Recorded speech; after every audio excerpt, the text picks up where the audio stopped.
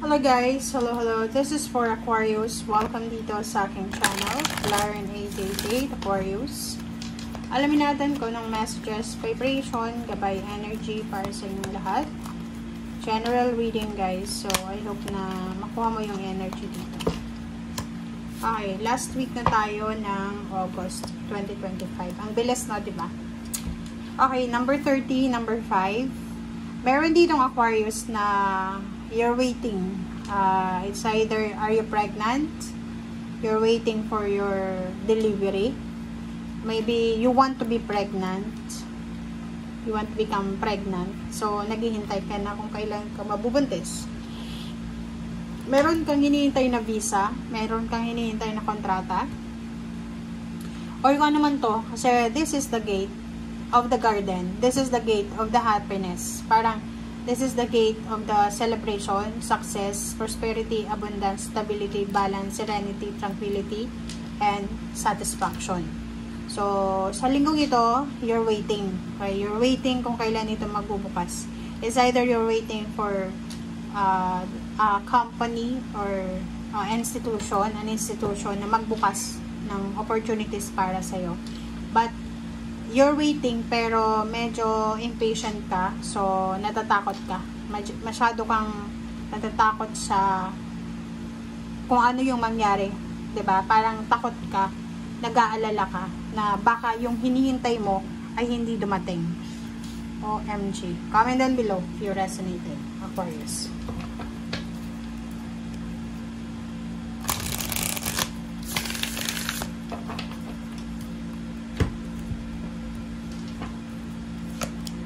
Okay, Two of Swords, King of Pentacles, Seven of Wands, Knight of Cups, and then the Chariot. Sa ilalim mo guys ay number 3, this is celebration. Oh, diba? Ito talaga yung hinihintay nyo. Oh, tingnan nyo. So, nandito kayo impatience to diba? Sobrang nag-aalala ka because it's either you're waiting for a wedding or wedding proposal, waiting for a relationship, waiting for the contract signing or anything na hinihintay mo siya, waiting for a travel, relocation, waiting for new beginnings, and waiting for a celebration. So, comment down below if you resonated kasi parang mayroon dito na mga Aquarius na masyadong impatient na sila kasi natatagalan na sila sa paghihintay. Two of Swords and King of Pentacles, Knight of Cups, and the Chariot. Sinasabi ng bara sa'yo na there's parang an opportunity. There's an opportunity na pinipresent sa'yo ang universe na pwedeng pagkakitaan. Like parang mayroon kang kakilala na nagnenegosyo siya online.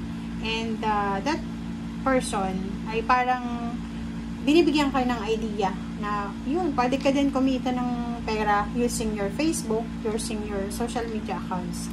But, nandito ka sa Two of Swords kasi mayroon kang prospect parang ganun, diba? Ang example dito is yung parang gustong-gusto natin na mag-abroad. Gusto natin na manirahan sa ibang bansa, matry yung buhay sa ibang bansa. But, minsan, hindi yan para sa atin. Minsan, kahit gusto natin, hindi yan mangyayari sa atin. So, pwedeng ilang beses ka nang nag-try, pero hindi ka nagtatagumpay sa pangingibang bansa.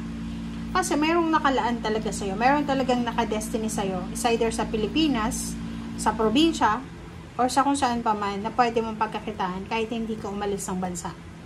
So, etong King of Pentacles, this is the promise, financial promise sa'yo ng universe. Yung parang, kailangan mong tumingin sa left and right, sa likod, sa unahan, sa likod mo. You need to, parang realize, diba? Kailangan natin mag-reflect. Kasi minsan, sa sobrang, natin, kagustuhan natin na umasenso, maging maganda ang buhay, maging masaya, nakatingin tayo sa labas ng comfort zone natin. Nakatingin tayo sa labas sa kapitbahay natin or sa mga tao sa labas ng buhay natin, which is kino-compare natin yung sarili natin sa kanila. Hindi mo alam na mas maganda pala yung buhay mo. Nakikita mo greener yung garden nila, pero sa totoong buhay sobrang tuyot na, 'di ba? So sa'yo, sinasabi ng Baracer dito na kung ano man to na ino-offer sa'yo sa ngayon, kailangan mong proteksyonan siya. Kasi alam mo ba, yung pagkakataon, hindi yan babalik sa atin ng maraming beses. Lahat tayo binibigyan ng blessings ng universe, ang ating Panginoon.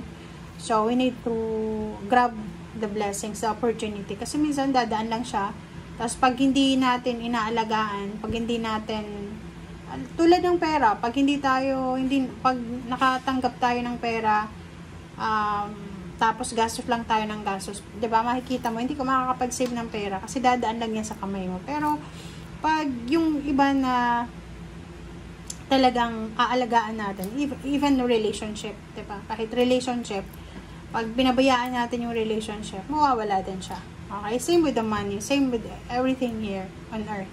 So, sinasabi ng Baraha, protection. Kahit yung nature natin, 'di ba? Pag pinabayaan natin yung nature natin, babahain tayo.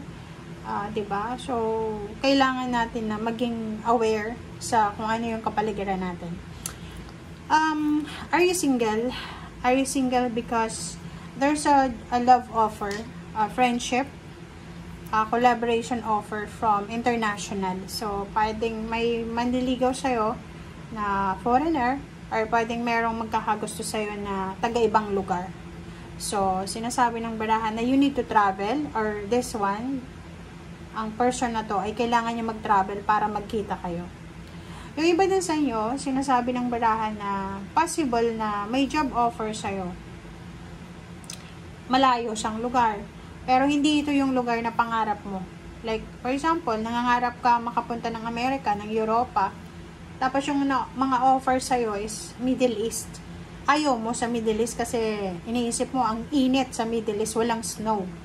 Diba? So, nakikita ko sir dito, nahihirapan kang magdesisyon, nahihirapan kang, diba? Kailangan mo ng reflection dito guys, kasi kung titingnan mo dito, ang dami-daming blessings sa left and right mo.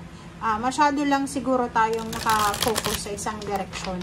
Minsan, kumbaga, maging flexible tayo, maging wide yung, parang ano natin. Huwag tayo masyadong mag-focus sa isa lang. Okay? Okay, tingnan mo. Sinasabi ng Baracer dito na ano man ang pinagdaanan mong tower, ano man ang pinagdaanan mong pain and heartaches, diba? Matatapos din yan. This is the world, this is 10, this is victory and success. So, congratulations sa'yo, Aquarius. Kasi, sabi sa'yo dito, pwedeng, halimbawa, nasira yung foundation mo, nasira yung plano mo sa buhay. Pwedeng nawala ng trabaho, nakunan, yung pag pinagbubuntis, or pwedeng yung iba sa inyo, maraming hindi natupad sa mga pangarap nyo sa buhay. And, naging dahilan yun para ma-depress ka, magka-anxiety, or anything na sobrang negative yung pakiramdam. But then, sinasabi ng Baraha sa'yo na simula ngayong linggo, mararamdaman mo yung healing, mararamdaman mo na, nag-heal ka na, nakaka-recover ka na pala. So, huwag kang masyadong mag-alala. Kasi the universe is protecting you. Okay? The heaven is helping you. The World card, sinasabi ng Baraha na kung ikaw ay isang parent, tapos may anak ka, na nag-aalala ka sa anak mo, and yung pag-aalala na to is parang yan yung rason kung bakit nadidepress ka, hindi ka makatulog sa gabi. Sinasabi ng Baraha, huwag kang mag-alala. Kasi matatapos at matatapos yan. Okay?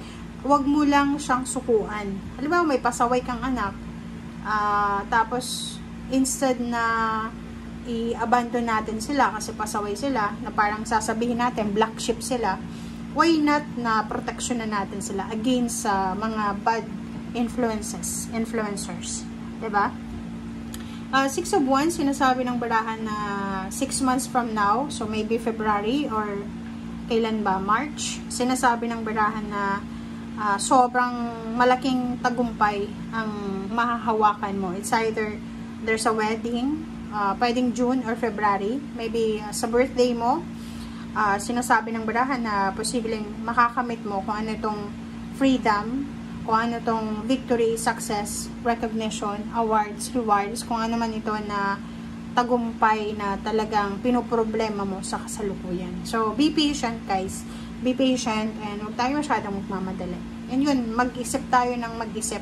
Reflection, kailangan natin mag-reflect. Kasi, pag nagdesisyon ka na dahil sa sama ng loob, dahil sa hindi ka masaya, dahil sa sobrang masaya ka, dahil sa in love ka, hindi mo makukuha yung tamang desisyon. Okay? Thank you guys. Bye!